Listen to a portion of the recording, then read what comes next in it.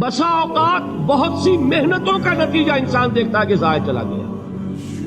میں نے 10 سال محنت کی، حاصل کوئی نہیں. یہ ثمرات کیا ہیں؟ محنتوں کے ثمرات کا ضیاع. کوشش آپ نے کی، قسمت کی خوبی دیکھیے، ٹوٹی کہاں کمن، 2-4 ہاتھ جب کے لبے بام رہ گئے. Be prepared. ایک شاعر کے یہ اشعار ہیں، وہ کمیونسٹ تھا، میں نام بھی نہیں لیتا، لیکن یہ کہ یہ اسی انقلابی، چونکہ ان کا بھی ایک انقلابی نظریہ ہے، انقلابی عمل میں یہ سارے مراحل آتے ہیں. کوئی سیٹ بیک آیا فرض کیجئے، کوئی ناکامی ہو گئی، تو اپنے ساتھیوں کو دل بندھانے کے لیے یہ فصل امیدوں کی ہمدم اس بار بھی غارت جائے گی، سب محنت صبحوں شاموں کی اب کے بھی اکارت جائے گی. میرے نبی کے ثمرات کا جو لفظ یہاں آیا ہے، وَنَقْصٍ مِّنَ الْأَمْوَالِ وَالْأَنفُسِ وَالثَّمَرَاتِ، سب محنت صبحوں شاموں کی اب کے بھی اکارت جائے گی. دھرتی کے کونوں کھدروں میں پھر اپنے لہو کی کھاد بھرو، پھر مٹی سینچو اشکوں سے، پھر اگلی رت کی فکر کرو، پھر اگلی رت کی فکر کرو، جب پھر ایک بار اجڑنا ہے. ایک فصل پکی تو بھر پایا، تب تک تو یہی کچھ کرنا ہے. ایک مقصد ہے صاحب، انقلاب برپا کرنا ہے. ایک کوشش ناکام ہو جائے کوئی پرواہ نہیں، نیکسٹ.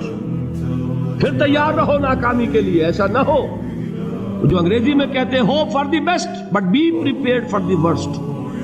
ایسا نہ ہو کہ دوسری مرتبہ ناکام ہو کے بددل ہو جاؤ، تمہاری ہمتیں جواب دے جائیں. نہیں، پہلے سے تیار رہو کہ دوسری مرتبہ بھی ناکامی آئے تو آئے، لیکن جب تک کہ کامیابی حاصل نہیں ہوتی ہمیں یہ کام کیے تھے. دیکھیے سیرت میں آیا کہ نہیں یہ واقعہ. بدر میں مسلمانوں کو فتح ہوئی تو احد میں زک پہنچی کہ نہیں؟ 70 صحابہ شہید ہوئے کہ نہیں؟ اگر ان کی ہمتیں جواب دے جاتی تو گاڑی کیسے چلتی آگے؟ تو فرمایا وَلَنَبْلُوَنَّكُمْ بِشَيْءٍ مِّنَ الْخَوْفِ وَالْجُوعِ وَنَقْصٍ مِّنَ الْأَمْوَالِ وَالْأَنفُسِ وَالثَّمَرَاتِ. ہم تمہیں لازماً آزمائیں گے، خوف کی کیفیت سے، فقر و فاقے کی کیفیت سے، بھوک سے، جان کے نقصان سے، مال کے نقصان سے، محنتوں کے حاصل کے ضائع ہو جانے سے.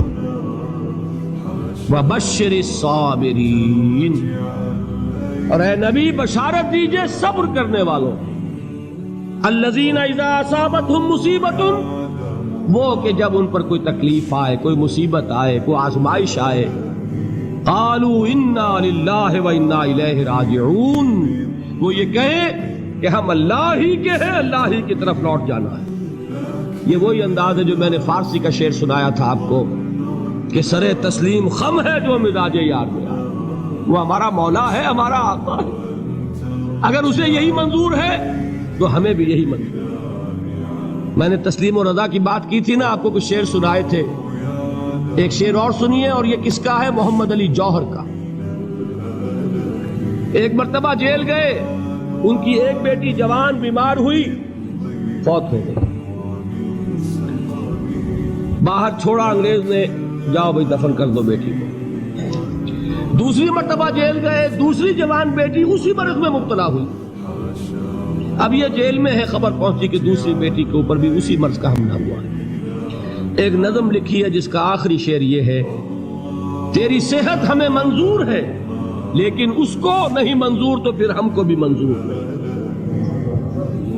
یہ ہے، جب تک یہ کیفیت نہ ہو اس میدان میں آدمی ثابت قدم نہیں رہ سکتا کہ میرے رب کو اگر یہ منظور ہے تو یہی مجھے منظور ہے، اور تیری صحت ہمیں چاہیے تو ضرور، لیکن ہمارے رب کو منظور نہیں تو ہمیں بھی منظور. راضی برضائے رب. وَبَشِّرِ الصَّابِرِينَ الَّذِينَ إِذَا أَصَابَتْهُمْ مُصِيبَةٌ قَالُوا إِنَّا لِلَّهِ وَإِنَّا إِلَيْهِ رَاجِعُونَ. نہ شود نصیب دشمن کے شود ہلاک تیغت، سر دوستہ سلامت کے تو خنجر آزمائے. اولئک علیہم صلوات من ربہم ورحمہ، یہی ہے وہ لوگ جن پر ان کے رب کی طرف سے عنایتیں ہیں اور رحمتیں ہیں. وَأُولَٰئِكَ هُمُ الْمُهْتَدُونَ، اور یہی ہے وہ لوگ جو کامیاب ہونے والے ہیں، ہدایت پانے والے، ہدایت یافتہ. اسی سورہ بقرہ میں ذرا آگے چل کر، یہ تو ہے 20واں رکوع، 19واں رکوع.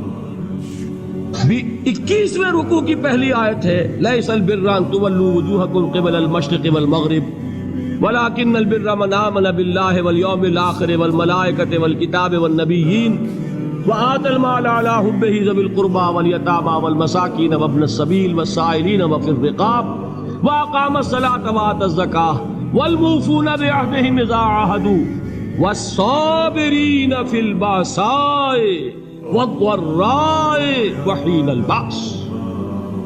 اب یہ آیت جو ہے سورۃ العصر میں جو مضامین آئے تھے سارے اس میں موجود ہیں. وہاں ایمان کا لفظ آیا، یہاں 5 ایمانیات کی تفصیل آ گئی، اعمال کی تفصیل آئی، اور آخری بات وہاں کیا ہے وتواصوا بالصبر، اور یہاں کیا ہے والصابرین فی البأساء والضراء وحین البأس. اور صبر کرنے والے، اصل نیکی ان کی ہے جو صبر کریں. کس میں؟ جنگ کے وقت. ذرائے، باسائے، باسا کہتے ہیں فقر اور فاقہ. واحد آئے گا باس تو اس کے معنی جنگ، اور باسا جمع میں آئے گا تو فاقہ، فقر، بھوک. اور ذرائے جسمانی تکلیف، ضرر جسمانی تکلیفوں میں صبر کرنے والے، فقر اور فاقے میں صبر کرنے والے، اور جنگ کے وقت صبر کرنے والے. اولئک الذین صدقوا واولئک هم المتقون. یہ ہیں وہ لوگ جو صبر کرنے والے ہیں، یہ ہیں جو سچے ہیں، جو اپنے دعوے میں نیکی کے اور ایمان کے صادق ہیں، اور یہی وہ لوگ ہیں جو متقی. اگلی سورت ہے سورہ آل عمران، اس میں 2 لفظ آئے ہیں آخری آیت، یا ایھا الذین آمنوا اصبروا وصابروا ورابطوا واتقوا اللہ لعلکم تفلحون. دیکھیے یہاں صبر اور صابر جو تعلق جہد اور جہاد کا ہے وہی ہے صبر اور مصابرت. صبر ایک طرفہ عمل ہے، آپ جھیل رہے ہیں، برداشت کر رہے ہیں. صبر علی المعصیہ، صبر علی الطاعہ، صبر علی الابتلاء، یہ سب کیا ہے؟ صبر. اور مصابرت کیا ہے؟ صبر کا صبر سے مقابلہ. یہ سورہ آل عمران اب وقت نہیں ہے، میں آپ کو سناتا اللہ تعالیٰ نے کیسے کیسے مسلمانوں سے کہا، مسلمانوں تمہیں زک پہنچی ہے تو انہیں بھی تو پہنچی تھی. ان کے 70 نہیں مارے گئے تھے بدر میں؟ ان کے حوصلے جو ہیں وہ تو پست نہیں ہوئے، وہ اگلے سال آ گئے تم پر چڑھائی کر کے. تم کیوں اتنا برا مان رہے ہو؟ تمہارے دل اتنے زخمی کیوں ہو گئے؟ تمہیں تکلیف پہنچتی ہے تو انہیں بھی پہنچتی ہے. اپنی غیرت جو ہے ہمیں ذرا اس کا جائزہ لینا چاہیے. لوگ باطل نظریات کے لیے کتنی قربانیاں دے رہے ہیں، لوگ باطل چیزوں کے فروغ کے لیے کتنی محنتیں کر رہے ہیں. جیسا کہ میں نے ابھی کہا تھا، اسی غیرت کو چیلنج کرنے کے لیے، ذرا آپ کی حمیت دینی کو جوش دلانے کے لیے، قادیانی نوجوان کتنی تعداد میں اپنے آپ کو دین کے لیے وقف کرتا ہے، اور آپ کتنے نوجوان ہیں جو اپنے آپ کو دین کے لیے وقف کرتے ہیں، اور ہوں وہ کھاتے پیتے گھرانوں کے لوگ. یہ نہیں ہے کہ اگر کوئی اور کام نہیں کر سکتا تو پھر یہ ہے کہ وہ دین کے کام میں لگ جائے. باصلاحیت لوگ، کھاتے پیتے لوگ، ذہنی استعداد رکھنے والے لوگ، اونچے گھرانوں کے لوگ، وہ وقف کریں اپنے آپ کو دین کے لیے. اس کے بغیر کیسے باہر آ جائے گی، کیسے رونق آ جائے گی؟ تو دنیا میں باطل نظریات والے جو ہیں، یہ بات کہی گئی ہے، مسلمانوں تم اگر توحید کے لیے لڑ رہے ہو، دیکھتے نہیں ابو جہل کو، اس نے گردن کٹوائی ہے شرک کے لیے، شرک کے لیے گردن کٹوائے، اور تم توحید کے لیے گردن کٹوانے کو تیار نہ ہو. اس نے گردن کٹوائی کہ نہیں کٹوائی؟ اور کس طرح کٹوائی ہے؟ کیونکہ بڑا متکبر قسم کا، فرعون قسم کا شخص تھا. جب گردن کاٹنے لگے تو کہتا ہے ذرا نیچے سے کاٹنا، تاکہ جب تم نیزے کے اوپر چڑھاؤ میرے سر کو تو اونچا نظر آئے، معلوم ہو سردار کا سر. وہ بدبخت مرتے ہوئے بھی جو اس کی یہ کیفیت تھی نا، اس کو ذہن میں رکھی. تو یہ اس لوگوں نے قربانیاں دی، جانے دی. تو فرمایا اگر تم ان سے زیادہ قربانی نہیں دو گے، جو نوٹ کر لیجئے اس کو، مجرد اگر حق کو غالب کرنا اللہ کے ذمے ہو تو آنے واحد میں غالب کر دے گا، تمہیں تکلیف ہی دینے کی ضرورت نہیں. سمجھ رہے؟ کیا اللہ کے مقابلے میں کوئی باطل کی طاقت ٹھہر سکتی ہے؟